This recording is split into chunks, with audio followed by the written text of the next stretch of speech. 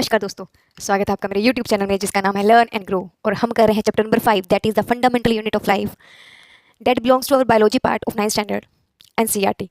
देखिए दोस्तों, हमने एक कैरेक्टरिस्टिक फीचर्स लिया था that is the osmosis and diffusion. इसका कैरेक्टरिस्टिक फीचर्स था हमारी सेल मेम्ब्रेन का और प्लाज्मा मेम्ब्रेन का, which is made up of proteins and lipids. देखिए, हम कर रहे हैं cell membrane that is the helping hand of our cell.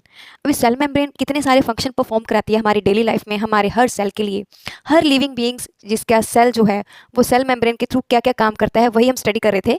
Last time हमने देखा था कि अगर कंसंट्रेशन ऑफ कार्बन डाइऑक्साइड और ऑक्सीजन के अंदर ग्रेडियंट सेट होता है तो उनका एक्सचेंज सेल के थ्रू अपने आप चलता है from higher to lower concentration. Diffusion के थ्रू हमारा एक्सचेंज ऑफ गैसेस क्या करता है, वर्क करता है through diffusion. Exchange of oxygen and carbon dioxide चलता है। फिर हमने एक और नई चीज़ इंट्रोड्यूस करी थी डेट इज़ द ऑस्मोसिस। ये दोनों के दोनों हमारे करेक्टरिस्टिक फीचर्स हैं हमारे सेल मेम्ब्रेन के।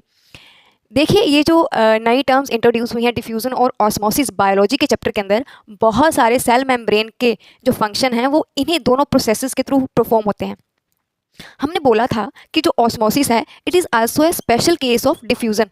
स्पेशल केस ऑफ डिफ्यूज़न, ये भी डिफ्यूज़न के जैसे ही वर्क करता है।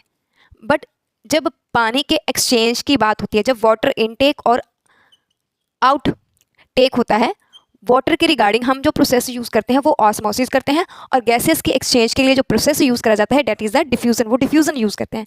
देखिए, मैंने बोला था कि ऑस्मोसिस जो है उसमें आपको और डिफ्यूज़न के अंदर जो डिफरेंस है वो क्या है ये आपको थोड़ा समझना पड़ेगा।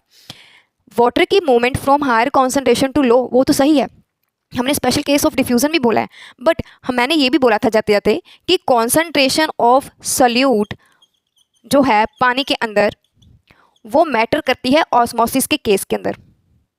इसीलिए हमने बोला है कि जो ऑस्मोसिस है that is a special case of diffusion. आज हम ऑस्मोसिस को अच्छे से पढ़ेंगे, आपको अंडरस्टैंड हो जाएगा कि ऑस्मोसिस आखिर है क्या और ये परफॉर्म कैसे होती है। चलिए हम इसके ऊपर चलते हैं, पर उससे पहले एक छोटी सी एग्जाम्पल अगर आपको डेली लाइफ के अंदर देखनी है। आपने लीच देखी होगी, लीच देखी है, जो स्लग देखी होगी, उसके ऊपर आप थोड़ा सा नमक डालें। अभी आपको विंटर के सीज़न में वो आपको चलती हुई दिखेगी कहीं भी, आप कभी भी उसके ऊपर सॉल्ट डाल के देखिए, देखिए वो लीच ना ऐसे श्रिंक हो जाती है। और अगर आपके पास घर में कैरेट है या कोई ऐसी सब्जी है जिसके ऊपर रिंकल्स पड़े हैं और उसको आप पानी के अंदर डाल के देखिए क्या होता है उसके अंदर। ये जो दोनों एग्जाम्पल हैं ये हमारे, एक एग्जाम्पल डिफ्यूज़न की और एक एग्जाम्पल ऑस्मोसिस की। ये इसमें कौन सा डिफ्यूज़न है कौन सा ऑस्मोसिस है ये आपको देखना पड़ेगा। अच्छा, आपने घर में किशमिश देखी होगी, किशमिश को अगर पानी के अंदर भिगोते हैं तो वो स्वेलअप हो जाती है। अगर आपने एक रूम के अंदर जो है वो चलाया है, एक परफ्यूम खोला है, जो डिओड्रेंट की बोतल खोली है और उसकी फ्रेग्रेंस पूरे घर में चलती है, ये बहुत सारी एग्जाम्पल जो डेली टू डेली लाइफ हमें एहसास दिलाती हैं कि डिफ्यूज़न और ऑस्मोसिस का प्रोसेस क्या है, बहुत ज़्यादा मायने रखता है हमारी डेली लाइफ के अंदर। इसीलिए हम ये दोनों प्रोसेस क्या हो आपको डिफ्रेंशिएट हो कि दोनों में डिफरेंस क्या है। चलिए ऑस्मोसिस की तरफ चलते हैं। Diffusion is very easy process जिसमें movement of particles from higher to lower concentration क्या करेंगे, मूव करेंगे। बट ऑस्मोसिस के केस के अंदर जब हम बात करते हैं कॉन्सेंट्रेशन ऑफ सल्यूट की पानी के अंदर, तो उसमें मूवमेंट कहाँ से कहाँ होगी।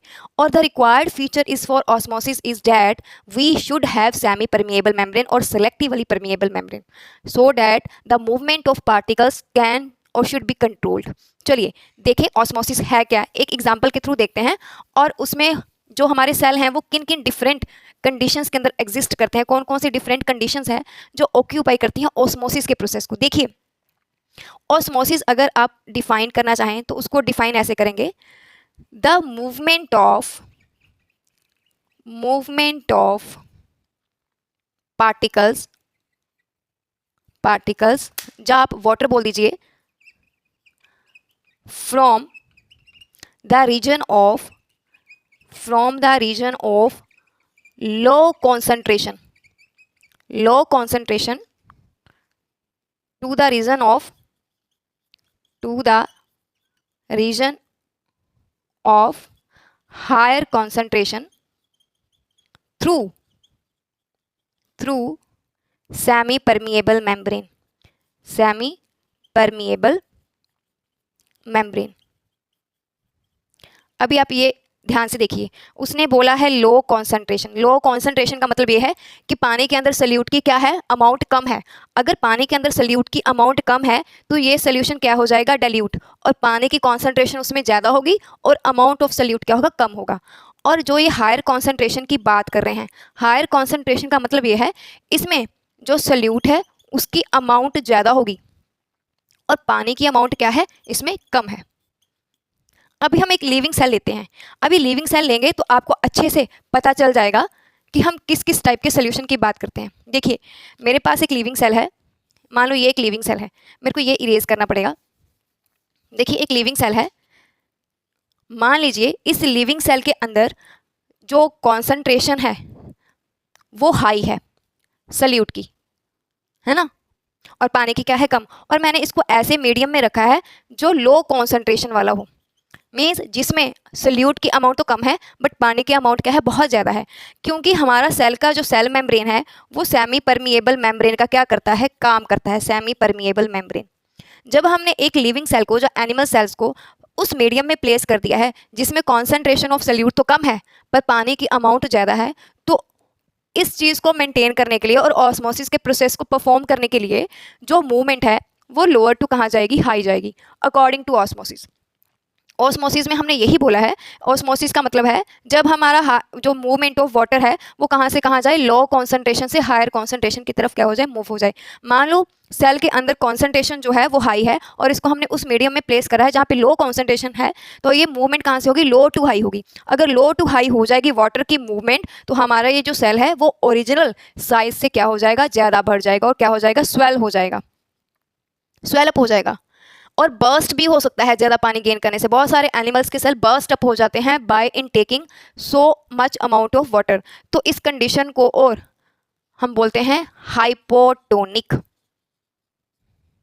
हाइपोटोनिक वो सोल्यूशन जिसने movement of water from outside to inside करा दी ड्यू टू ऑस्मोसिस, क्योंकि सेमी परमिएबल मेम्ब्रेन जो है वो वर्क करती है और ऑस्मोसिस एक ऐसा प्रोसेस है जिसमें वाटर की मूवमेंट हमेशा low concentration to higher concentration होगी। हमने सेल को एक ऐसे मीडियम में प्लेस कर दिया तो जो स्वेल है वो स्वेल अप हो जाएगा और उस सोल्यूशन को हम बोलेंगे हाइपोटोनिक सोल्यूशन। और ये जो कंडीशन है जिसमें हमारा सेल स्वेल अप हो गया है, जिसमें पानी ने प्रेशर क्रिएट कर दिया है सेल के अंदर, इसको बोलेंगे हाइपोटोनिक। चलिए एक और सिचुएशन देखते हैं। एक सिचुएशन ऐसी है कि हमने लिविंग सेल को प्लेस कर दिया है जिसमें अभी इसके अंदर की जो कॉन्सेंट्रेशन है वाटर की वो क्या है, लो, और बाहर क्या है, हाई कॉन्सेंट्रेशन ऑफ वाटर। तो ऑस्मोसिस यहाँ पे वर्क करेगा। अगर ऑस्मोसिस ने वर्क करा तो लोअर कॉन्सेंट्रेशन से हायर कॉन्सेंट्रेशन की तरफ हमने एक ऐसा मीडियम क्रिएट करना है जिसमें पानी जो बाहर रखा है वो हायर कॉन्सेंट्रेशन वाला हो और जो अंदर वाला सेल है उसमें कॉन्सेंट्रेशन लो हो। हम ऐसा मीडियम क्रिएट करा है और इसके कारण जो पानी की मूवमेंट है जब वो अंदर से बाहर की तरफ जाएगी तो हमारा सेल ओरिजिनल शेप से श्रिंक हो जाएगा। श्रिंक हो गया, अभी ये श्रिंक हो गया अपने ओरिजिनल शेप से, छोटा हो गया साइज, तो इस मीडियम को हमने नाम दे दिया हाइपरटोनिक। हाइपर मतलब एक्सेस, जो एक्सेस था वो क्या हो गया, निकल गया और वो श्रिंक हो गया साइज में। तो इस सोल्यूशन को बोलेंगे हाइपरटोनिक, जो ये वाली सिचुएशन क्या करेगा, कॉज करेगा। एक और सिचुएशन है हमारे लिविंग सेल्स के लिए। ये तीनों सिचुएशन जो हैं, जो तीनों सोल्यूशंस हैं, इनकी डेफिनेशन प्रॉपर पूछी जाती है। जो सोल्यूशन सेल में से पानी बाहर निकालने का काम कर दे वो कौन सा हो गया, हाइपरटोनिक, हाइपरटोनिक हो गया। अच्छा, एक ऐसी सिचुएशन है जिसमें पानी का इनटेक और बाहर की तरफ जो मूवमेंट है वो क्या हो जाएगी, इक्वल हो जाएगी, इक्वल हो जाएगी। ऑस्मोटिक प्रेशर दोनों साइड क्या हो जाएगा, इक्वल हो जाएगा। और जब ये इक्विलिब्रियम वाली स्टेट अचीव हो जाती है और हमारे सेल का जो ओरिजिनल साइज और शेप है वो सेम रहता है पहले वाले सेल से, नेट मूवमेंट ऑफ वाटर अंदर और बाहर वाली साइड इक्वल हो जाती है, तो उस सोल्यूशन को बोलते हैं आइसोटोनिक। आइसो वर्ड का मतलब ही ये है, सेम। देखो, डिफरेंट टाइप का मीडियम एक लिविंग सेल को प्रोवाइड करा है। अब आपने सॉल्ट डाला है मीडियम में, शुगर डाली है या कुछ और डाला है, वो जो सोल्यूशन आपने बाहर वाले मीडियम में प्रोवाइड करे हैं और उसका इफेक्ट जो आपके लिविंग सेल के ऊपर होगा वो तीन टाइप के सोल्यूशन कॉज करता है। या तो हाइपोटोनिक, जिसमें जो मूवमेंट है वो अंदर सेल के ऐसे हो जाए कि वो ओरिजिनल साइज से बढ़ जाए, शेप बढ़ जाए, साइज बढ़ गई, तो उसको हम बोलेंगे हाइपोटोनिक। और बाय चांस अगर ऐसा सेल हमने प्लेस करा है जिसके मीडियम में ऐसा हमने मीडियम प्रोवाइड करा है जिसमें अंदर वाले सेल से जो मूवमेंट ऑफ वाटर है वो बाहर की तरफ चले जाए और सेल आपका श्रिंक हो जाए तो वो सोल्यूशन हाइपरटोनिक हो जाएगा। और अगर मूवमेंट ऑफ वाटर अंदर और बाहर बिल्कुल इक्विलिब्रियम अचीव कर लेती है, मींस नेट मूवमेंट जीरो हो गई है मीडियम में, तो वो जो आपका सोल्यूशन है वो आइसोटोनिक सोल्यूशन है। अभी हमने लीच के ऊपर सॉल्ट डाल के देखा तो लीच जो है वो अपने ओरिजिनल साइज से श्रिंक हो गई, मींस उसको कैसा सोल्यूशन मिला। अगर आप रिंकल्ड कैरेट्स को पानी के अंदर डाल के रखो, वो थोड़ी देर बाद अपना ओरिजिनल साइज क्या करती है, मेंटेन इम्बाइब हो जाते हैं। अगर आपने रेजिन देखा है, किशमिश को पानी में डाल के देखा है, तब कौन सा इफेक्ट क्रिएट होगा। ये सारी की सारी सिचुएशन इन तीनों टाइप के सोल्यूशंस के ऊपर क्या करती हैं, डिपेंड करती हैं। और 3 सिचुएशन हमारी सेल्स, लिविंग सेल्स के अंदर क्रिएट होती हैं, जैसे हाइपोटोनिक, हाइपरटोनिक और आइसोटोनिक। तीनों ऑस्मोसिस की टाइप हैं, सब टाइप्स हैं, आपको पता चल जाएगा डेली लाइफ के एग्जाम्पल से। देखिए, ऑस्मोसिस के लिए सबसे ज़रूरी कंडीशन है सेमी परमिएबल मेम्ब्रेन। कितना सल्यूट कितनी अमाउंट में अंदर जाएगा, वो जब बाहर आएगा वो डिपेंड करता है हमारी सेमी परमिएबल मेम्ब्रेन। तो नेक्स्ट वीडियो के अंदर हम सेल मेम्ब्रेन के फंक्शंस और ऑस्मोसिस और डिफ्यूजन का डिफरेंस स्टडी करेंगे। तब तक के लिए थैंक यू वेरी मच।